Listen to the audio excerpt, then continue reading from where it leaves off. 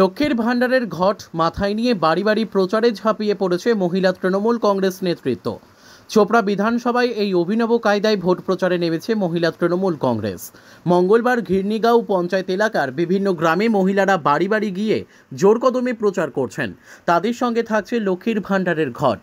লোকসভা ভোটে বিভিন্ন রাজনৈতিক দল বিভিন্নভাবে প্রচার শুরু করে দিয়েছে। তৃণমূল লক্ষ্মীর ভাণ্ডার সহ রাজ্য সরকারের বিভিন্ন প্রকল্পগুলিকে হাতিয়ার করে ময়দানে নেমে পড়েছে।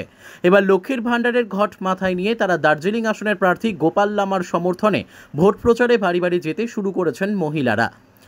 আইসিডিএস সভানেত্রী গায়ত্রী সরকার বিশ্বাস জানিয়েছেন, আমরা রাজ্য সরকারের উন্নয়নের প্রকল্পগুলি তুলে ধরছি বাড়ি বাড়ি গিয়ে এবং প্রচুর সাড়া পাওয়া যাচ্ছে মহিলাদের কাছ থেকে।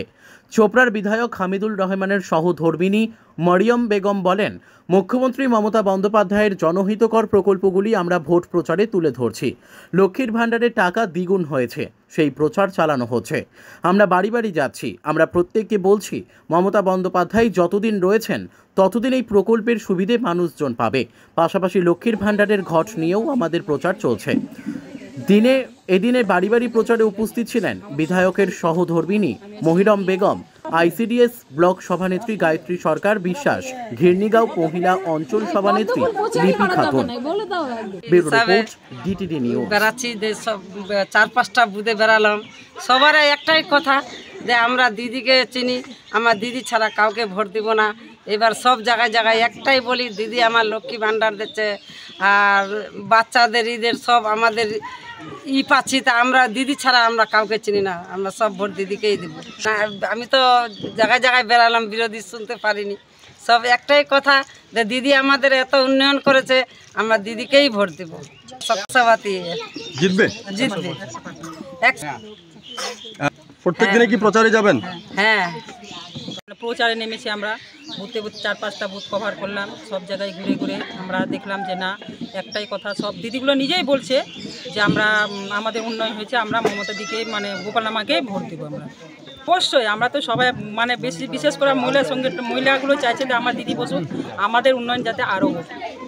প্রচারে কতটা প্রভাব পড়ছে? প্রভাব তো ভীষণ পড়ছে। আমাদের নতুন করে মানে দিদির যা উন্নয়ন, নতুন করে কিছুই করতে হচ্ছে না, তেমন আসতে হয়, আসলাম, সবার খোঁজখবরও নিলাম, এটাই। তো ভীষণ সাড়া পাচ্ছি, মহিলারা 100 এই মোদী সরকার হাঁটানোর জন্য মহিলারাই একদম একদম একদম।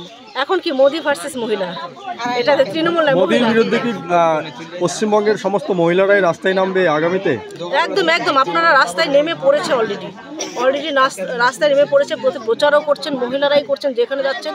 সারা বছর মহিলারা তো কোনো না কোনো প্রোগ্রাম করেই থাকেন, আবার সামনে ভোট, সামনে সেই দিকে লক্ষ্য রেখেও আমরা নেমে পড়েছি।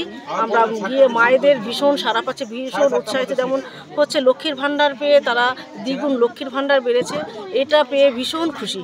এর পাশাপাশি যদি একটা না, বৌদিকে তো অসংখ্য ধন্যবাদ। বৌদি যখনই বলি তখনই আমরা পাই, শুধু আজকের জন্য না, সব দিনের জন্য যখনই ডাকি তখনই আমরা বৌদিকে পাশে পাই, এমএলএ সাহেবের সঙ্গে সঙ্গে।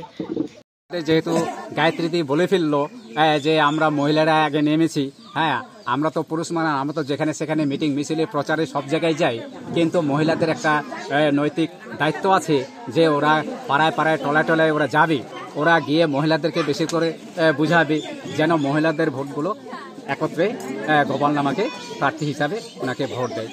কি মনে হয় এবারে মহিলারা কতটা তৃণমূলের পক্ষে থাকবে? মহিলারা তো অবশ্যই, ওরা তো সব জায়গায়। এখন দেখেন যে বিধায়কের ক্ষেত্রে হোক, বিধানসভার ক্ষেত্রে হোক, লোকসভার ক্ষেত্রে হোক, আর এসব ক্ষেত্রে হোক, গ্রাম পঞ্চায়েতের ক্ষেত্রে হোক, যেহেতু ওরা 50-50 ক্যান্ডিডেট হয়ে দাঁড়াচ্ছে,